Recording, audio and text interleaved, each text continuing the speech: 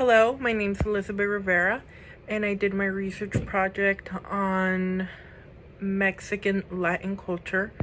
And the movie that I decided to watch for my project was Under the Same Moon. And the movie Under the Same Moon is about a mother and a son, and we basically see how both characters struggle with being apart from one another. So the mother, Rosario, she left Mexico and she basically illegally came to America in search of a better future for her and her son. And she left her son, Carlitos, behind in Mexico and in care of her mother. And she left Carlitos when he was 4 years old, and he's 9 years old now. So they've been apart for quite some time, and we just see both characters and how much they suffer from being apart from one another. And we see Carlitos take matters into his own hands. So he's tired of not being able to see his mother. So he sets out journey from Mexico to America with the little money he has saved up. And we just basically see all the obstacles that are thrown onto his path, and how he's able to resolve them. And okay. Some social and cultural identities that we see in the film. Obviously, the first one being Mexican. We see a lot of Mexican Latin culture. We see it from the dances that we see in the film, the music, the food, parties, even the toys that Carlitos and his friends, play around with. And we basically see a lot of cultural identities throughout the whole film.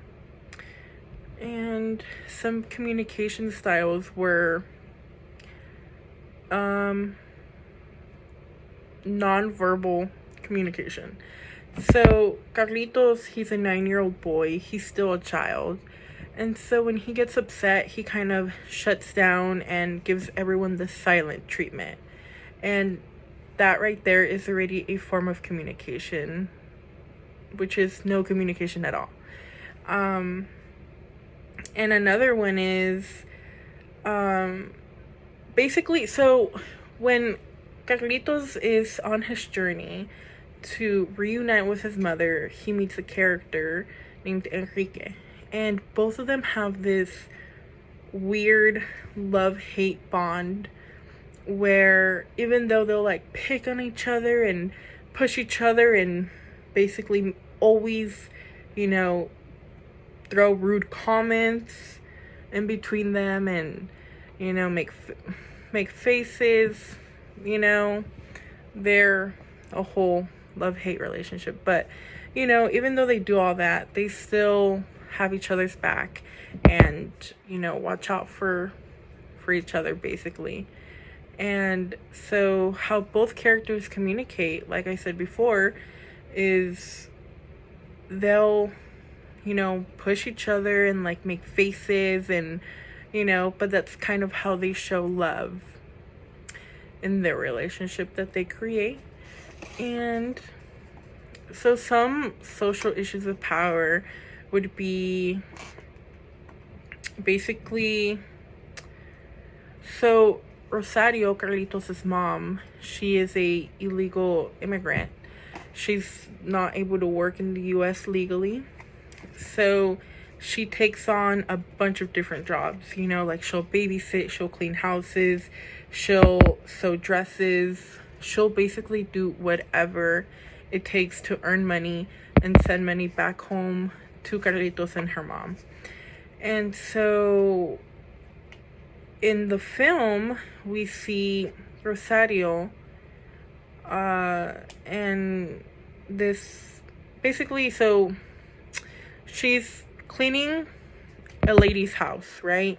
And this lady has this huge house, like she even has like a security at the front of her house.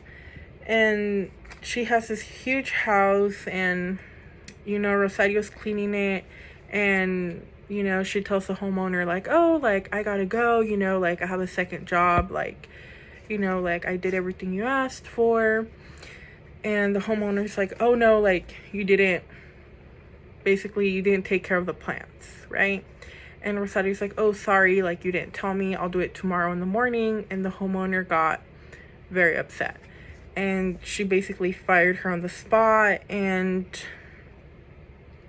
didn't want to pay Rosario for the previous days that she worked. And so Rosario tried to speak up and fight back, and the homeowner shut her down by threatening to call ICE. So that's already like a power stance that we see in the film.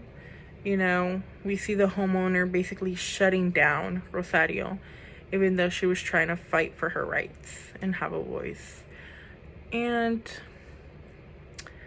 some good ways to communicate with other cultures would be basically, number one, respect. Like we don't know that person, we don't know that culture, especially if it's like the first time meeting them.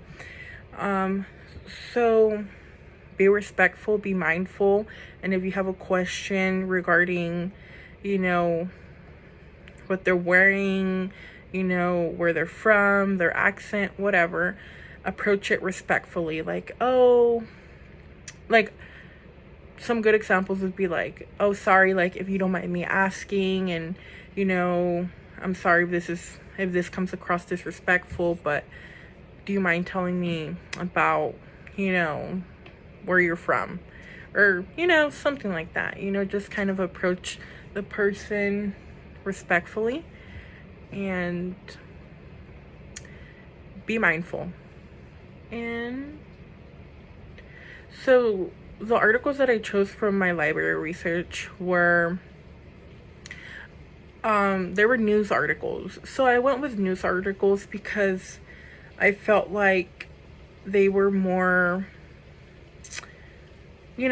so the news articles that I chose were interviews from some Latin people.